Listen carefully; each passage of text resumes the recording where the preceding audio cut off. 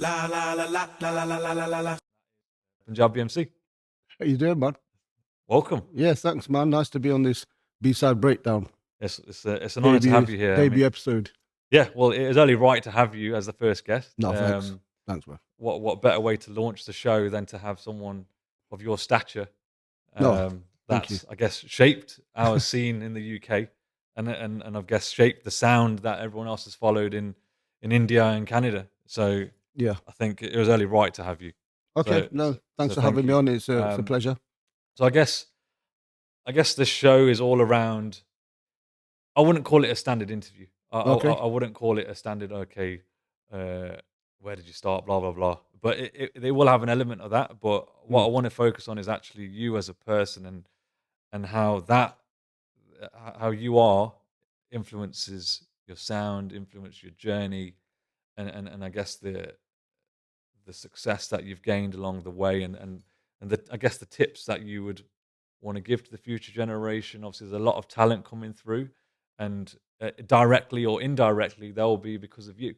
And so, yeah, really around all of that, and obviously, we want to talk about your future releases because I know me for one from Bongara Tape Deck, I really want to promote what you've done before, but we want to know what new stuff you're working on as well. Okay. Okay. So yeah, so I guess focusing on your roots, and I'm going to reference some albums. Obviously, Roots was your first album. That was a rap tape, if I'm not mistaken. Yeah. Yeah. I mean, it was a single, but it came from an album. But most of the other rap songs didn't get released, Right. so I would say that's probably the only one that came up from that period of time. So, but that as a, I guess as a single, you started off as a rapper, Yeah. and for the Punjabi MC that everyone else knows, like the Mundi Aata Bachke, it didn't really start as that. It started on another trajectory, and it's. I think for me, I'd really like to understand like where did that, I guess, love for rap come from? Where did that love for music come from? And how did that influence your journey before we start on, I guess, the main albums that we're Yeah. going to go through? Well, I think for me, when I first heard hip hop music, rap, and just generally hip hop lifestyle, it really appealed to me a lot. It was simple, straightforward, drum machines, decks, very electronic. And so I really liked it. And the rapping, I like the fact that back in the days, when you're talking about Eric B. Rakim or Bismarcky or all these old rappers, they were telling their stories, and when NWA came out and everything, it was just took it to another level.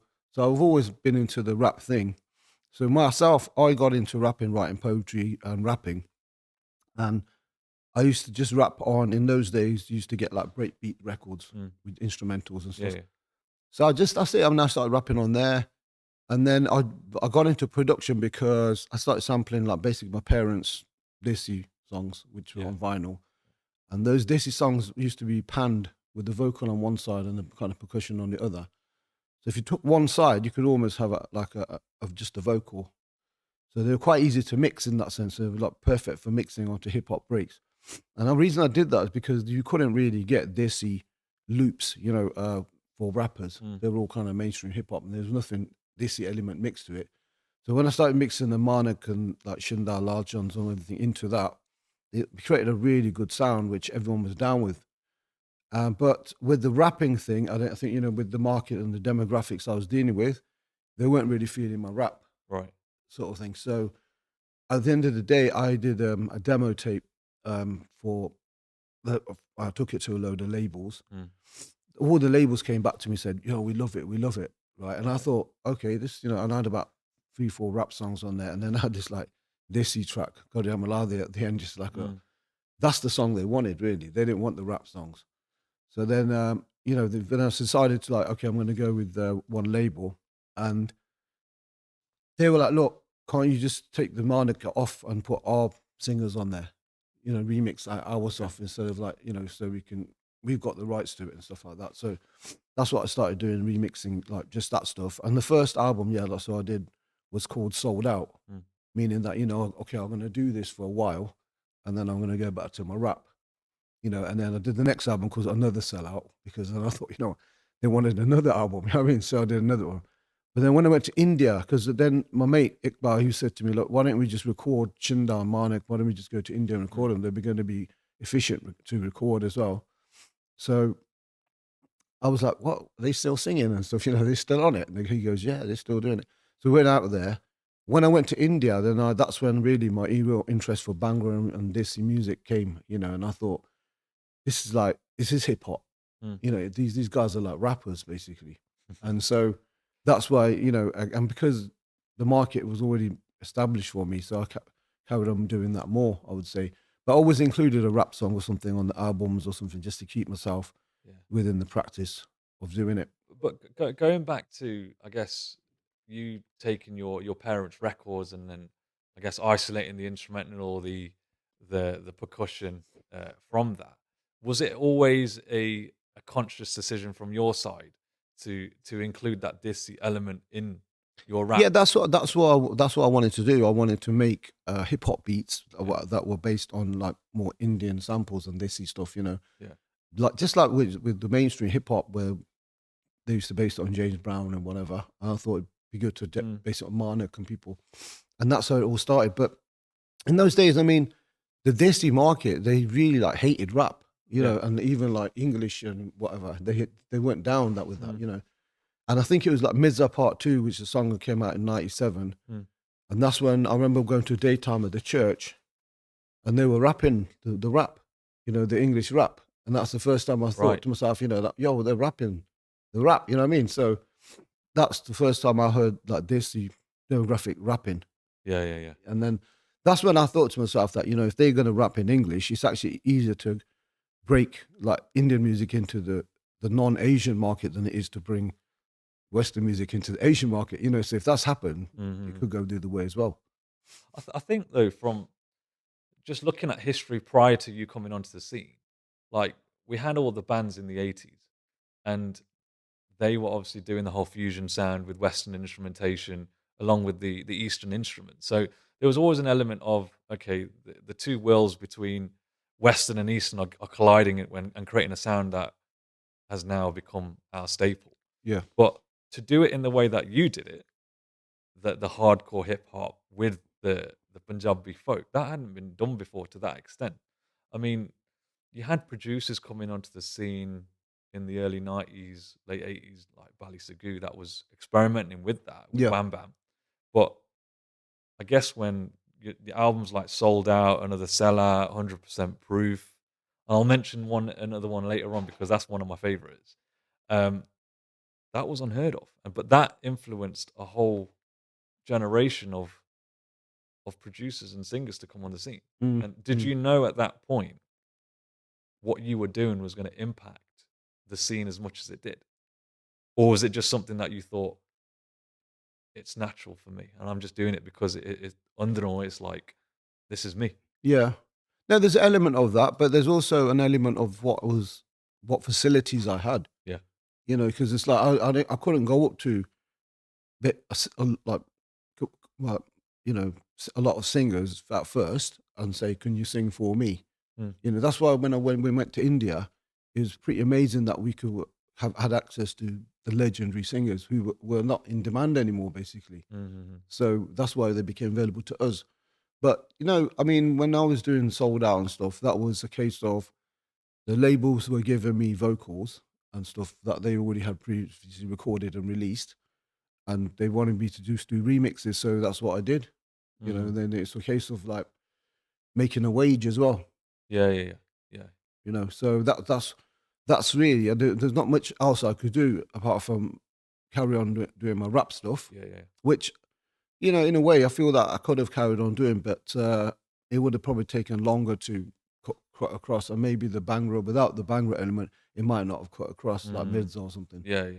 So yeah, I mean, it's just I've just followed my nose, I'd say, throughout it. Okay. So you mentioned facilities and you made use of what you had available to you. That time was very different to, I guess, the facilities we take for granted today. Like you've got the likes of AI and even the internet Yeah, and all these like websites like Splice where you can just get samples left, right, and center. yeah, you were doing that in a time that there was no splice. You Mm. had to physically grab the record or the tape and chop what you wanted out Yeah, and then make your production that way. yeah. Do you felt or did you feel at the time um, that was something that was gonna make the music more evergreen? I mean, looking back now, um, if you compare it to today's music, we live in an era where it's very disposable. Mm. We're making music which is all about the algorithm and what's going to pop and Mm. become viral on TikTok. Whereas back then there wasn't any social media, there wasn't access to platforms like Apple Music or Spotify and other streaming platforms Yeah. where we've got thousands, millions of songs that we can pick from to sample.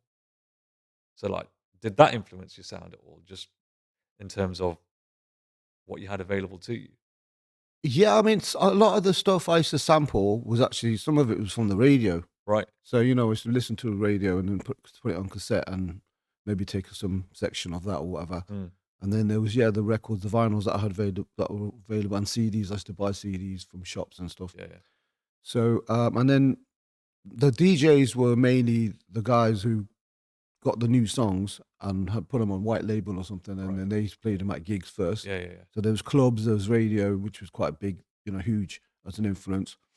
And that's, I used to just look for sounds, just like best whatever was available. Like Mm, my first 3 albums, they were done on just one sampler, right.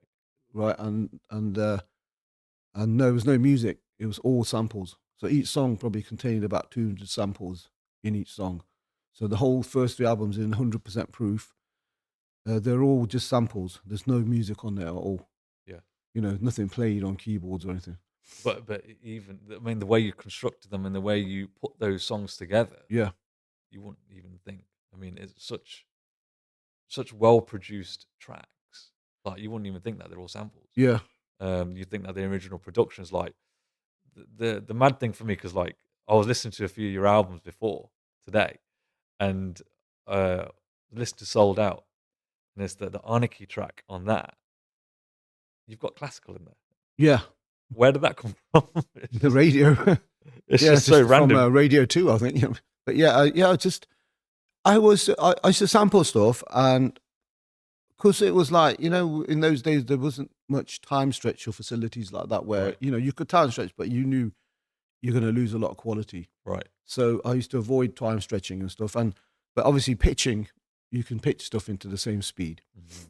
And so with the classical or whatever it was, maybe I might have sampled 25 different loops, Yeah, yeah, yeah. loop them all, and then see which one works. Nice. And then, because you're going to get a different keys and harmonics. Yeah, yeah, So it might be a hip hop beat that works, or just a classical, or just yeah. a random thing. But as long as it works with the song, I used to kind of use it, and discard the other ones away.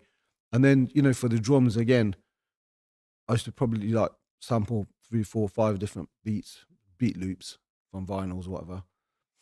And then maybe like a kick drum and a snare drum separate or something. Mm. So program that in, have the loop going as well.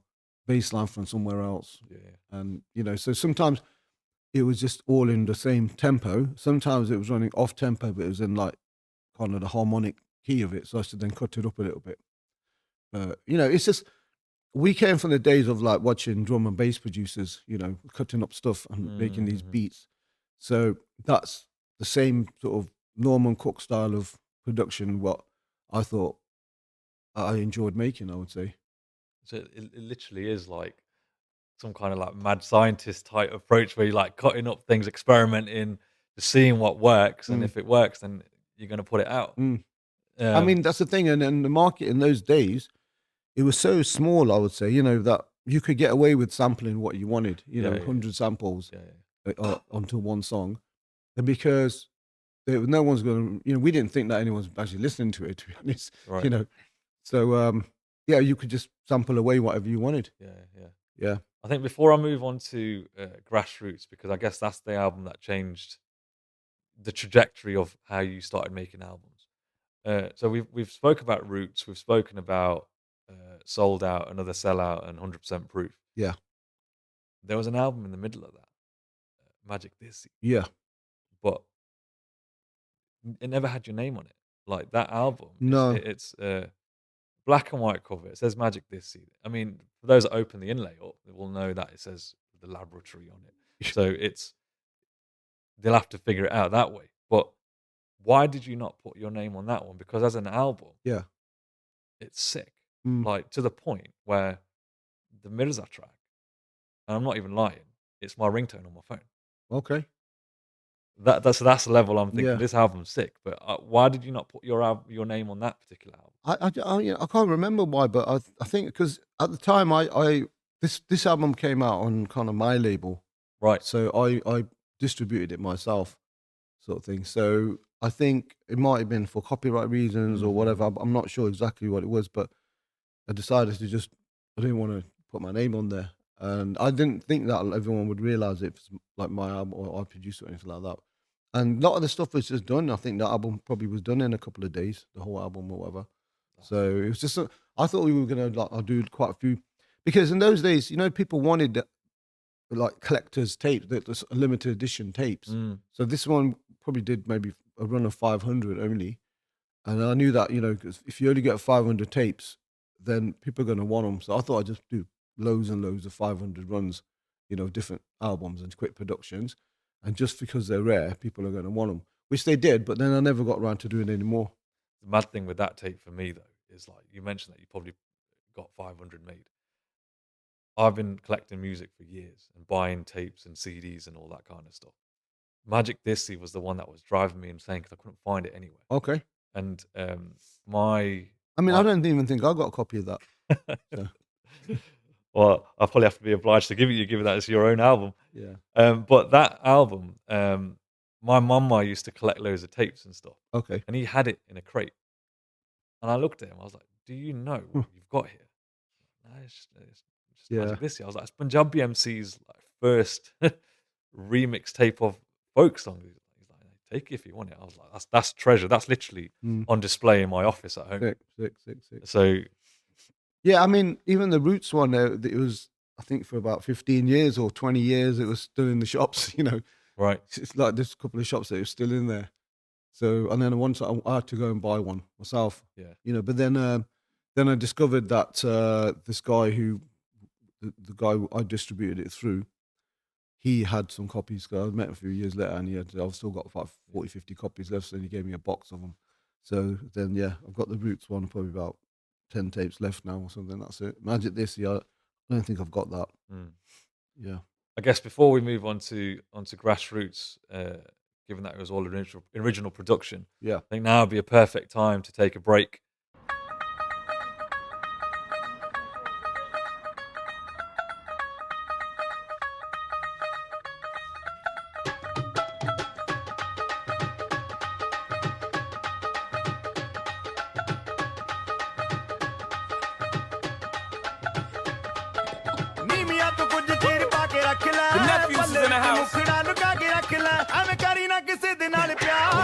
As soon as the beat drop, we got the streets locked overseas. A Panjabi MC. We spent the first part of the interview or the chat talking about his early days of Roots and 100% Proof and even Magic Dissy for that matter. But I guess moving past those albums that were all remix tapes, we entered a different world where you started delving into original production. And that started with the Grassroots album. Yeah. Killer tracks on that album. The Love Junjawa track, Yaro Kono. You had, I guess, a remix at the end of it with the Summertime remix, Radana Bole. How did that album come about? What made you decide that you wanted to go away from the remixes and delve into actual original production using live instrumentation and proper beats? No, I think with Grassroots, it was like Iqbal, we was in the van with Iqbal, and he said, like, "Do you want to go to India, record Manik Shinda?" And to me, it was a no-brainer, because I just thought, if these guys are still singing, they're legendary, and let's see what they sound like, And I remember like going to India. I made a bit of money raise, and going out there, and it was reasonable, very reasonable rates that that they were charging because it was Mm. India and Yeah, yeah. studios were cheap and they were good prices. So I was able to get quite a few recordings done of them instead of just doing one song. We ended up doing two, three, four songs each, and so it was like quite a crazy experience actually because they didn't have metronomes or nothing in those days at the studios. Oh, right. So we like recorded a tap dripping, you know, I know onto a dictaphone, and then just put that on. They sang on. Someone was singing on that, and then we pitched up the tape deck to the right speed, whatever. Nice. So it was rare. And I took a DAT machine with me, Right. so I left that there, for them. And I said to them, you owe me X amount of sessions, Yeah, yeah. which I never saw.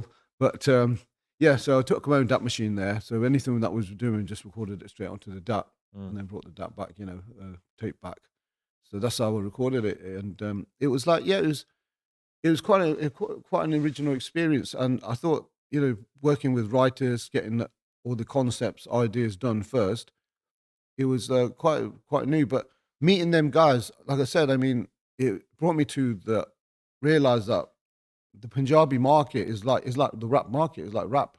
These are the Indian rappers. They're not, they're singers, but they're more like, it's like the black music of India, Punjabi music.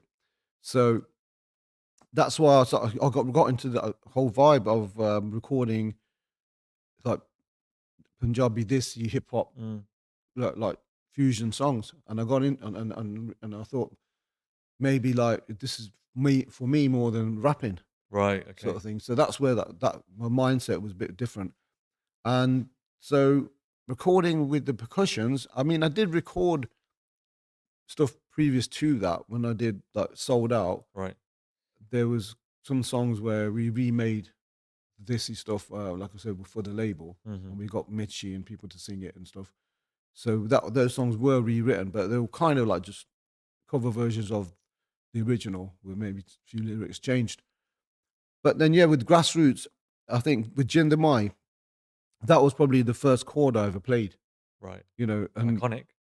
that's what I mean. It's funny because I thought it's just like two chords, and then it took me ages and ages trying to think what else can I put on there, and nothing was fitting. Right. I just thought, just leave it. It works. I played it at a couple of gigs and it was really going down. I thought it seems to be working the way it is. And so, yeah, that's what made it really different at the end. It was like so simple. And you had four singers on that. Yeah. So you had Ranjit Mani, Love Shinda. Janjua, Shinda, Manik. Yeah. What a track. Yeah. But then you mentioned percussion. So Jugni, that Mm. intro, Yeah. the Dawl intro, played by Sukshinder Shinda. Yeah. And for those that don't know, obviously Sukshinder Shinda to today's generation is a well-known, respected singer. Also responsible for the productions of Jazzy B's back catalogue and countless other singers. Mm. But he was also a session musician. Mm. And at the time, I mean, looking back as a fan, you've got Sukshinder Shinda and PMC on one track, on one album. Like, that's mad. Like, what made you choose him? Well, he was my friend for a long time. Right. And like I said, when I met him while I was doing the first album Sold Out for the label, when we Right. wanted to recreate some of the stuff, he's the one that then played the percussions and stuff on Right. there and the Fudger. Yeah. So yeah, so he was the guy to call when I needed some percussion later Mhm. on, a couple of years after. And yeah, that's it. He had access to studios and stuff. He used the Rookery Road Studios and Famous Studios, Mm-hmm. which were like the two main studios that most of the Bangor, Birmingham, Midlands guys used to use. Right. Great sound. Planet. He didn't. I don't think he used Planet much, but we used to call that Planet as well. Other stuff. And yeah, and it's just like, I think I just picked it up from watching other guys, like how they produce. Mm-hmm. So I just thought, yeah, okay, we'll just use the same techniques. So then from Grassroots, Mm. we start getting closer to an album that changed everything. But prior to that particular album, which is Legalized for those that don't know, Yeah. Okay. you had two singles that came out Yeah. on CD and tape. Mirza Part 2 and Jat Ho Gaya Sham. Jatugasha, yeah. Mirza Part 2 everyone knows. Like you mentioned that that was the first track that everyone was doing the rap to. Yeah, yeah, But then on Mirza Part 2, you also had Giddy Rani. yeah. Everyone I know thinks that track is sick. Like that is the track that I know I blast when it's summertime. Yeah.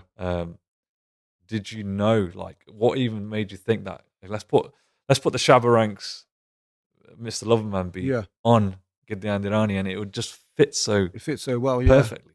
I mean, yeah, like that was one of the tracks that I made with Stim, like just off the vinyl mixes. Mm. So there was like, it just fitted together. There's maybe like tiny little, BPM difference if you try and put it in exactly the right key. Yeah. But if you pitch it in, it goes slightly out of tune, but only slightly. So there's more or less just a blended mix. So we used to do loads of mixes like that for Mhm. gigs and stuff. I think Joggy was done like that as well. Where just to mix the vinyl onto the song itself. And then I used to sample, sometimes just sample one loop and just put it on the sampler, just drop it live on top, Yeah. just to keep it in time. And so it was just one of those tracks. And then yeah, I mean, I remember like taking it on tape to Limelight nightclub in London, and I used to know Mark and stuff, and the old who's known as the Punjabi Hit Squad now. Yeah. I used to know them guys, and stuff. Yeah. I used to manage to get inside, and I remember putting it on the mix, and people just went crazy, like with the Gideon and Loverman mix. And I think that's probably better than the one that came out because it was like more heavier, like it was just straight mix. That was it, So Have you still got a copy of that somewhere? probably on the cassette somewhere, yes, maybe, But which cassette I don't know. That's the thing. Oh man. But people used to be after them cassettes, like you give me that cassette, threatening you in the box like that for the cassette. So it was more or less the same, but because sometimes when you start adding an extra drum beat on there, you lose a little bit of the quality of the original beat and stuff. So Yeah. I remember I thinking to myself that this one sounds a bit thinner than that one, Right. but it's all good. But then Jatogya Sharabi. See, I didn't know this until 15 years ago, actually. Yeah, That version on the tape is different to the version on Legalized. that's right. The beat is just so aggressive on the tape version or the CD version rather than the Legalized version. Yeah. Um, why the change? Why did you release a I different think version? with the single version, it was good, but it was like you said, it was a little bit too hard. Yeah. And I weren't really getting the reactions on it. So Right. Okay. So when I started messing around again on the song, because I thought the song was just like too big to be just ignored, kind of thing. So I thought I'd just try like different mix, and then put the Magnum loop on there, and that kind of clicked in nicely. Yeah. So yeah, then I just thought I wanted to leave it like that. Basically, first I was thinking, shall I add a little bit of the other beats from the other song in there? But it was kind of, I just thought, you know what, it's all right, it's all right.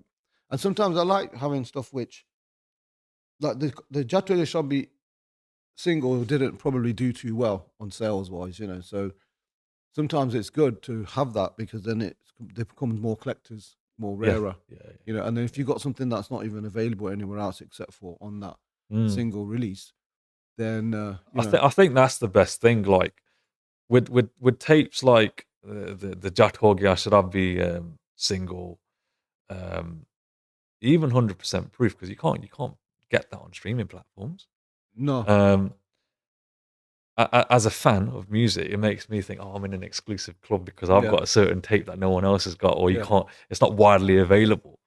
You kind of don't get that anymore because we're in a completely digital age. That and then it's very rare for someone not to just post it up.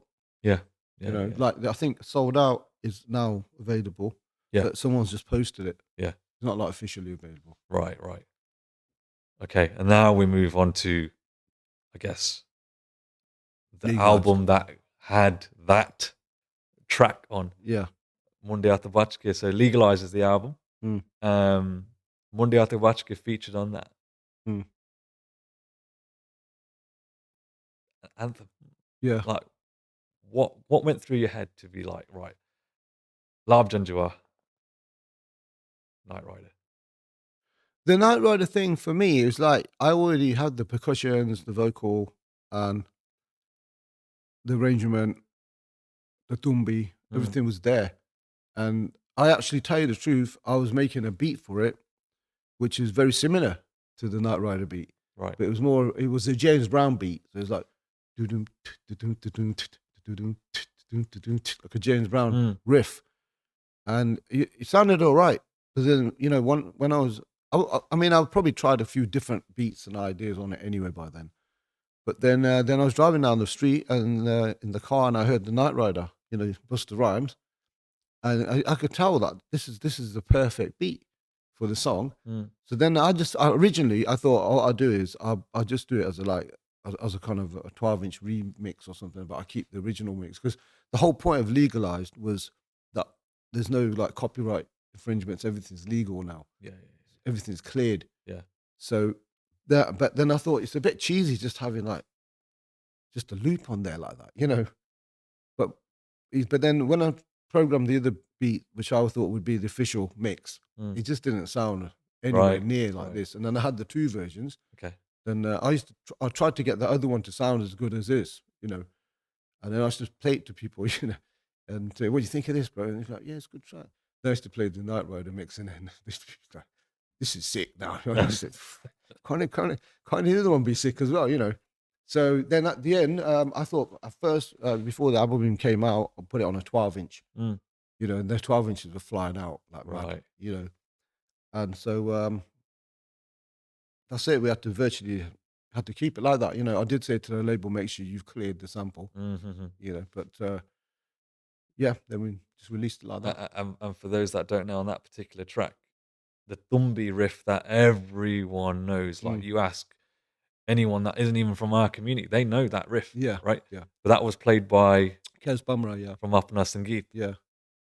I mean, that's a studio we used to use anyway, Yeah. you know, to record a lot of the stuff. And he played on Jin the Mai first, I think, as well, and a few other tracks. And then, so yeah, then we did that one. And it just, yeah, it went really well. I mean, at first, it kind of took you a minute to get used to your head around the Tumbi, you know, because it's like in your face. Yeah. But once you kind of get used to it, you know, it's like, and then the arrangement's all there and everything, then it's all right, yeah.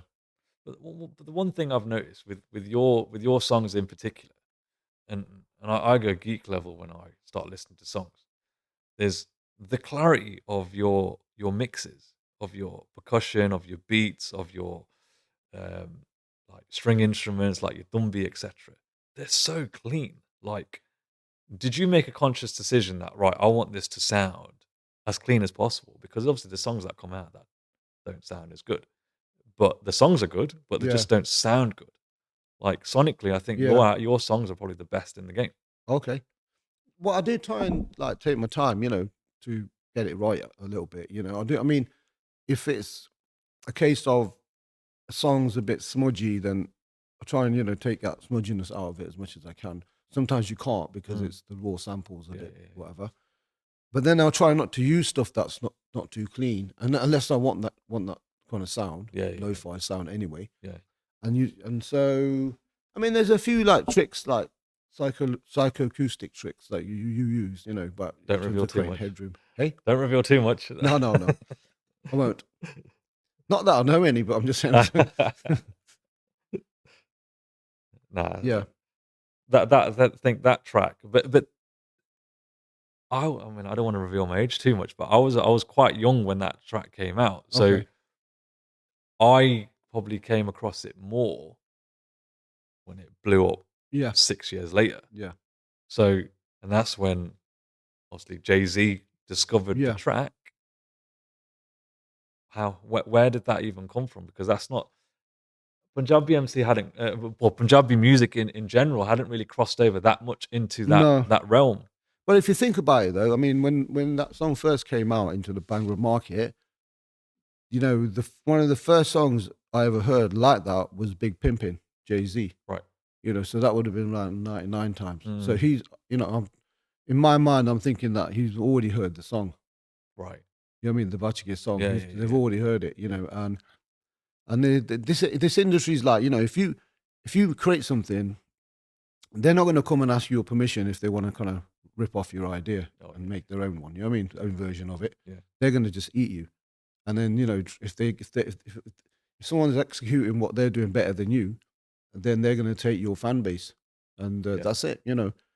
And so I think with the Pimpin' and then Missy Elliott and also like Truth Hurts, all these songs, there must have been an influence of Bachke because it was growing into that market. It was already getting released. Like Funkmaster Flex was playing it. Man, it was Motivo had a mix in Italy, a dance mix. Yeah, yeah. It was on the AV8 bangers. These DJ vinyls that a lot of DJs used to buy these party mixes. Mm. So he was on one of them.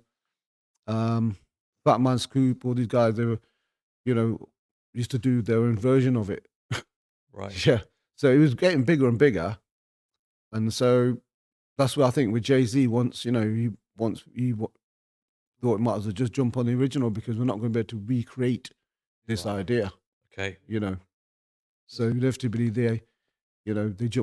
Jay-Z jumped on that one. But it's funny because, like I said, with Big Pimpin', which was 4 years earlier to that was the first one I heard with an Egyptian sample on there or something like, Mm. I would say. Around the same time, though, Juggy blew up as well, if I'm not mistaken. No, I think, Or was that a bit later? no, Julgi was like the second single from the mainstream release after. So it's like a follow-up to Bachke. Right. But originally it came out on 100% proof, Yeah, didn't it? Like yeah. So 95. that would have been 10 years previous. Yeah. So I mean that song we did well. I mean, I used to play it at all the gigs and stuff anyway, and so it was like the more the mainstream labels, the Western labels that chose Jogi as the follow up. They said that Right. this is the one we want to use as a follow up as a second single, Mhm. and it did good. But then the third one I think they released. But then what happened? I was a bit messed up. I had a bit of politics with labels over in the Right. independent Okay. market, Yeah. So I couldn't actually release stuff, and they were releasing stuff like into the mainstream, without telling, like without any, So the people in the mainstream was like, "What's this?" Because they released like Main Ho Gaya Sharabi into like the international mainstream market, as a follow up to Joggy. Right. Okay. So people were expecting like more of a kind of hip hop, PMC sound, and they ended up having this Desi one, and then I think they released Gordy into the Okay. mainstream as well. All with labels, and they got advanced money paid to them as well. Right. So so as far as the mainstream were concerned, this was like a proper official release. Yeah. And so, but then obviously because it wasn't catering for that demographic, these songs weren't really come. So doing too they were good. just taking songs That were from their your backlog. catalog, Yeah, and just doing what they wanted with them. yeah. That's how it was running. Yeah. That's mad. I mean, nothing's changed there. Don't get me wrong. Oh. This is the industry, ain't it? Yeah. So, Yeah.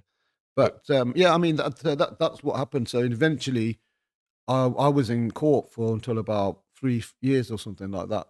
Before I managed to get off that. So deal. what time period are we looking Yeah, at? from 2003 to 2006, which So- is when I was like actually like the lot of mainstream artists were approaching us for productions, but we were not able to do that project. Right. Okay. Because then 2006. So 2005 would have been when Steel Bangle came out. Yeah, so just before that, I'd say. Right. Yeah, Okay. That's crazy. That's crazy. Yeah. I mean, for it's a common thing. It's not like I'm the only person in the music industry that's had to like have politics or something with people. It's part and parcel because I think with record companies that's kind of their job in a way, Yeah. to protect their assets and stuff and make Okay. money where they can. So I think well, I guess for everyone at home, we're now getting a bit of a feel for, I guess, your careers now. The foundation's laid, obviously, with your early albums. The momentum's really built up with Grassroots, Legalize, and then the mainstream release of the Butchka comes out in 2003. Jay-Z's jumped on the track. We're now at a point where all eyes are on PMC. Mm. Before we move on to how that then, I guess, changed your trajectory, and you're in the midst of all of the court battles and everything, and you're out of that. We're gonna go to a break, But I really want to delve into what happened next. Here are some pros about Blue Line Training Academy and why our music program is best fit for you. We're Ofsted Outstanding. We're only a 2-minute walk from the Derby train station. The best type of practical training. And amongst everything, we've also got classroom training, which you can attend 1 to 2 times per week. Need more information? BlueLineTA.com. Prior to the break, we discussed, I guess, your delving into original productions with Grassroots all the way through to Legalize, and we're now in the midst of your court battles, etc. And you're successfully out of that. We're now in about 2006. Yeah. So in that time, we've had Grassroots come out, Legalized, Desi, Dol Jagiroda, Steel Bank. So quite a few albums have come out in that time. But then there was a bit of a quiet period, from what I remember. That period from 2003 onwards, surely that changed your world completely. Like, in terms of the attention that's now on you, you're probably now touring the world. Yeah. With what was that period like? Well, it was the tours were like pretty consistent. You know, we did a lot of shows, Right. a lot of places for about 2 years, 3 years, non-stop. But because I was a bit unable to release stuff and really seriously get into productions, so therefore, you know, from that period of about 2003, I mean, in 3 there was no iTunes, No. Spotify, there was no really, I would say, DAW like Wars, you know, digital audio workstations, Yeah. apart from Pro Tools, which cost £35,000, you know. So then by the time I come back into the scene, there was iTunes, you know, there was like different people working different. So the package, I then chose a package, started learning Logic, Ableton, that kind of thing. But I really had a problem trying to catch up with guys, you know, who were already using it for 3-4 years. Right. And they were like just making these beats. They had like Reason. They knew where the sample libraries were. There was new synths out, which were like a lot more, you know, tighter, and everyone was using the new synths.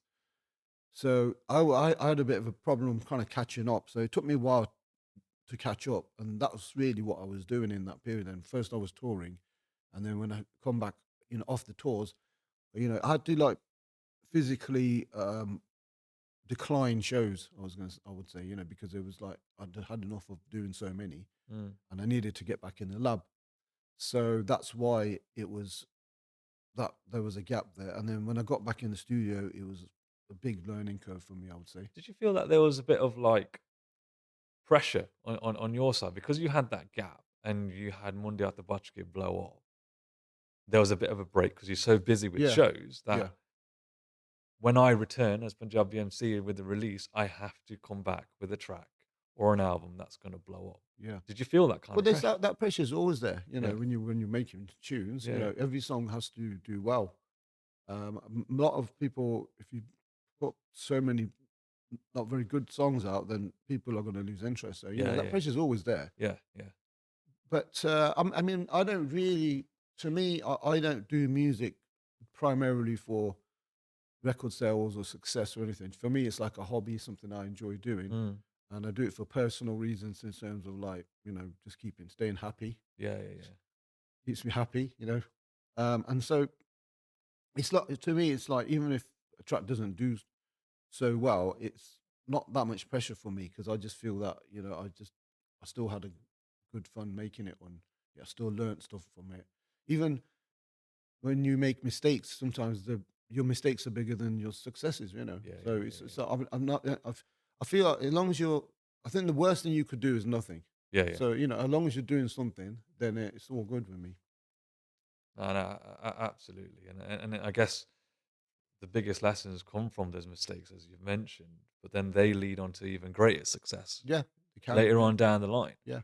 And I'm going to fast forward a bit because I know Indian Timing came out. That was the first album in a long time. Yeah.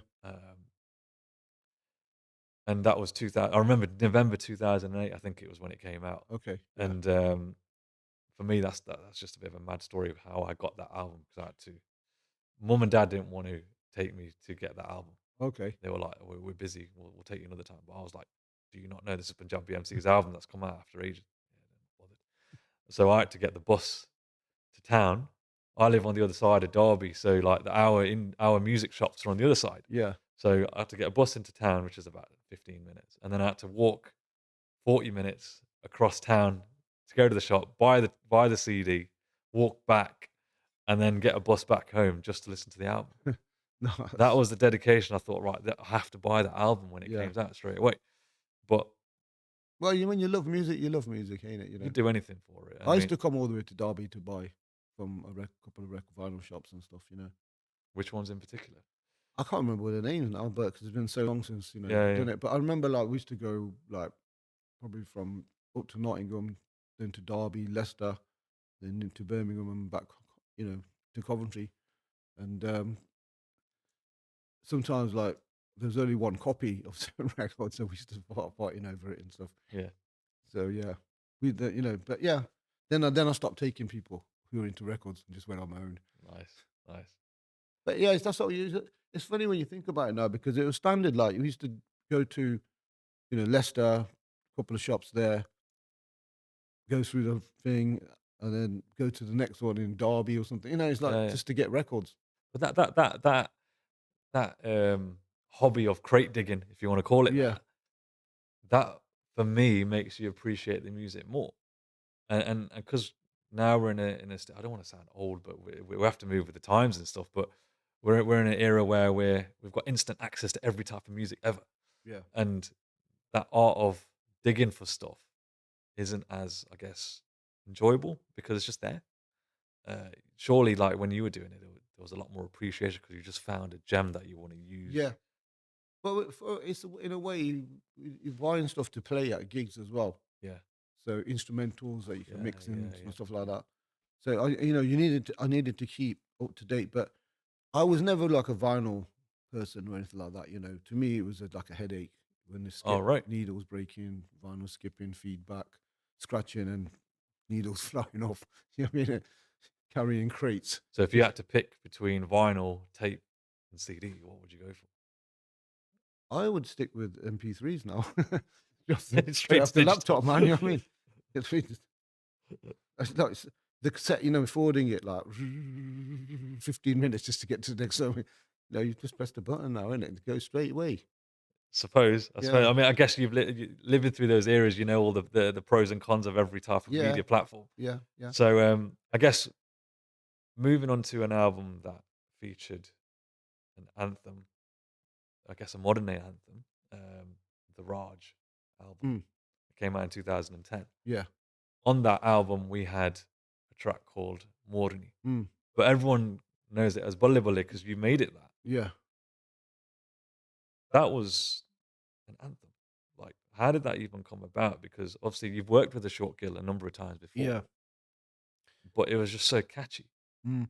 No, with that one, the morning lyrics themselves, I had them sitting around for maybe a year, even two or something. I remember even giving them to a couple of producers because they were like, "Look, we want to work on something," Mm. and they weren't really hitting it, so much. Believe it or not, But and then the Bulle Bulle that came from another song of Short Gill as well, and so with the Bulle Bulle, I pitched it up, I think a little bit, one semitone, and I made a loop out of it Right. for a reggae artist. Okay. So like and then she sang like, "You got me feeling so crazy." That was the hook of that song. Bulle bulle, bulle bulle, you got me feeling so crazy. So, then she sang the verses. The verses I weren't doing it at all, and I thought, look, let's go away and write some more verses, and tried some, but there's nothing. It wasn't working. Then I thought, what about putting an Indian song in the verse? Mm. Then I pulled out Morni, and that's it. They just gelled together because from the pitched up little sound of Bulle Bulle to when he comes in is a nice little blend. Mm. And the two songs just really like went, together. And then that's it. Then I thought, yeah, this is staying on. This is one I'm going to keep. And I just used the chorus of the reggae song for a little hook in the song.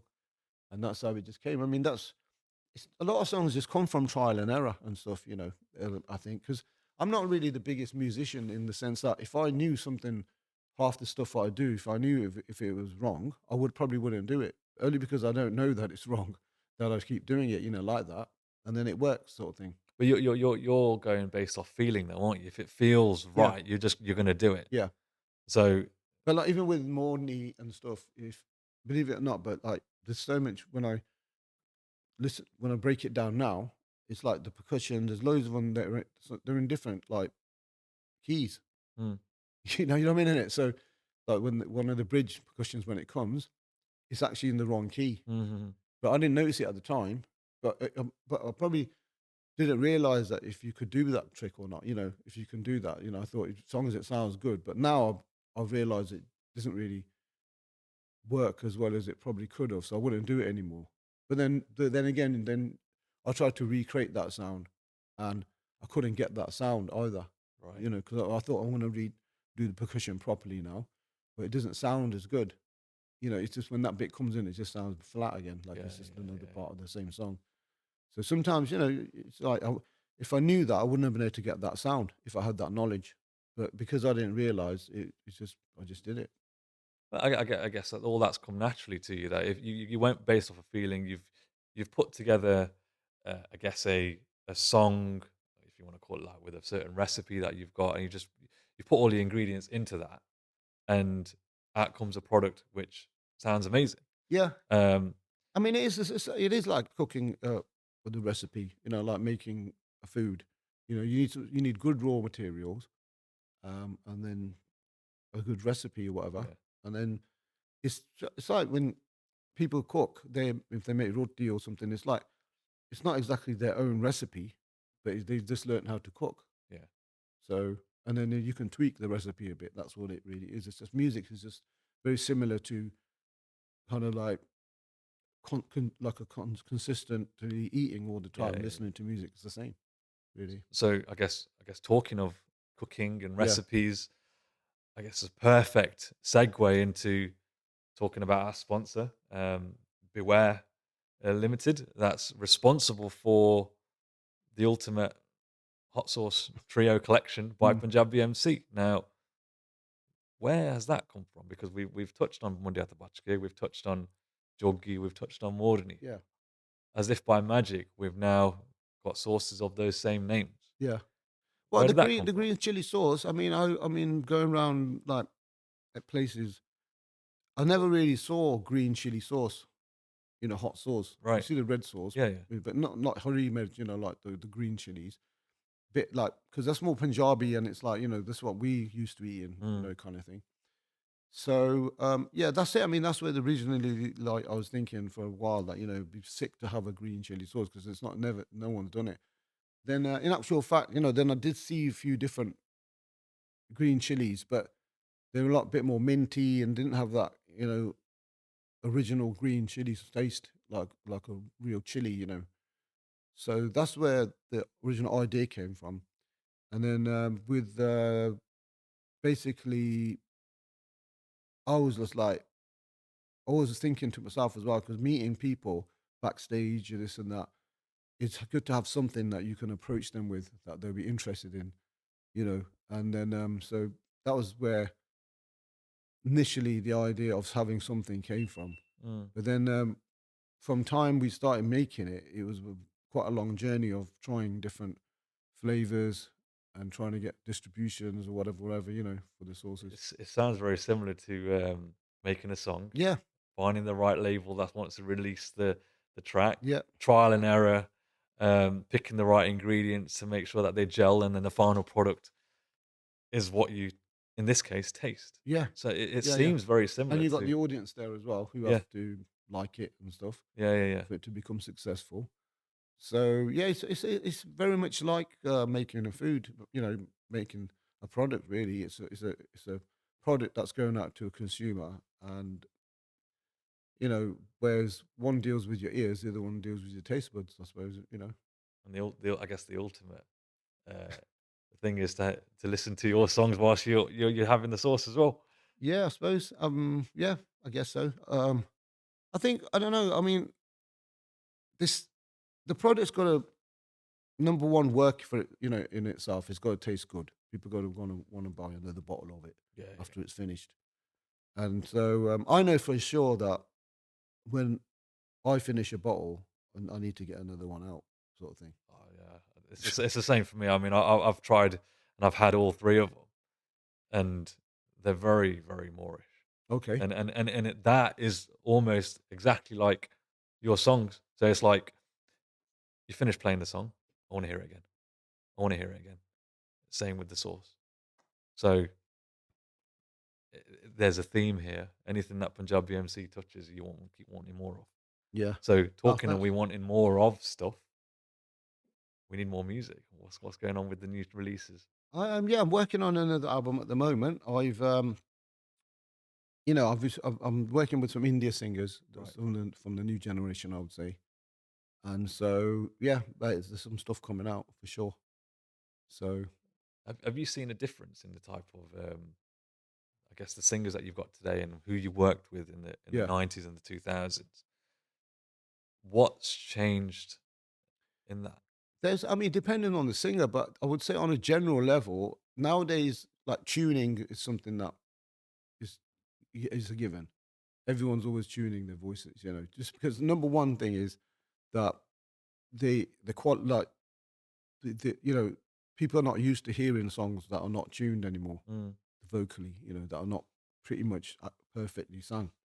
And whereas back in the days, the singers were allowed to go slightly like flat or something, and because it was part of the thing, and people were used to that. And sometimes it was like people thought that was power. They're adding power by mm. slightly going out or something, slightly sharp or something. But now people will probably just put it in the tuner and just fix it and stuff. So that's the one main key difference I think for singers. Yeah, yeah.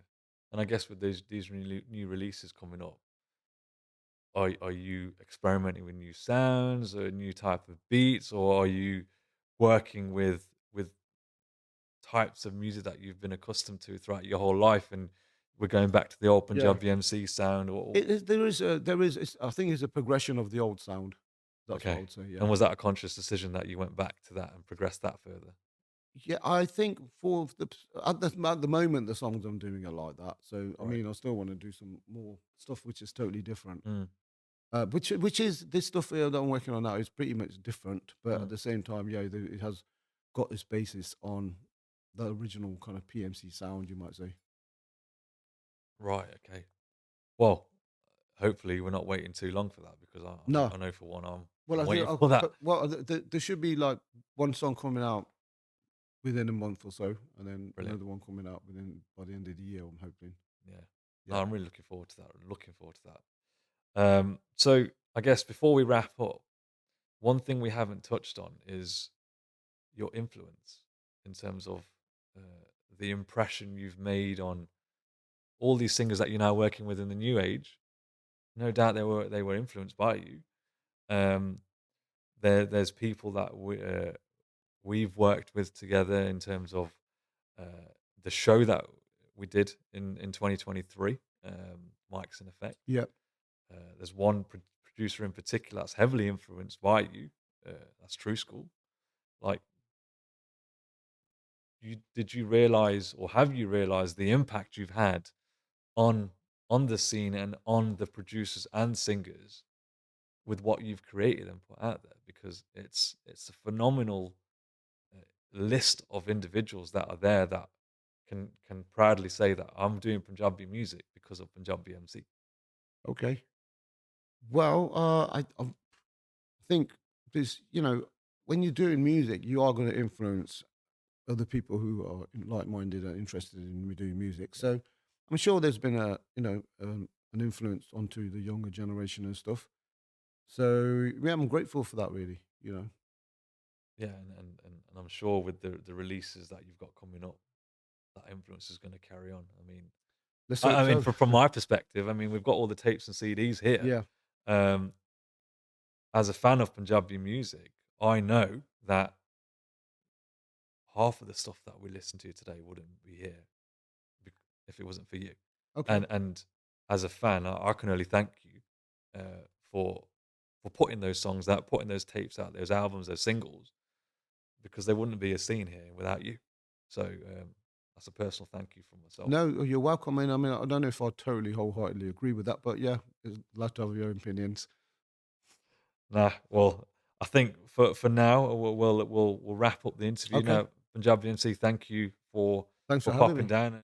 ਅੱਜ ਬੈਠੇ ਸਾਰੇ ਨਜ਼ਰਾਂ ਟਿਕਾਈ ਨੀ 5-5 ਲੱਖ ਦੀ ਨੀ 5-5 ਲੱਖ ਦੀ ਅੱਜ ਯਾਰਾਂ ਨੇ ਸ਼ਰਤ ਤੇਰੇ ਤੇ ਲਾਈ ਨੀ 5-5 ਲੱਖ ਦੀ ਨੀ 5-5 ਲੱਖ ਦੀ ਅੱਜ ਯਾਰਾਂ ਨੇ ਸ਼ਰਤ ਤੇਰੇ ਤੇ ਲਾਈ ਨੀ 5-5 ਲੱਖ ਦੀ ਨੀ 5-5 ਲੱਖ ਦੀ All right, it's Punjabi MC, just letting you know that Bach Gear green chili sauce is available at co-ops across a lot of regions, and make sure you get it. And if not, you can buy it online at beware.ltd. So check it online or get it from co-op. La la la la la la la la la la.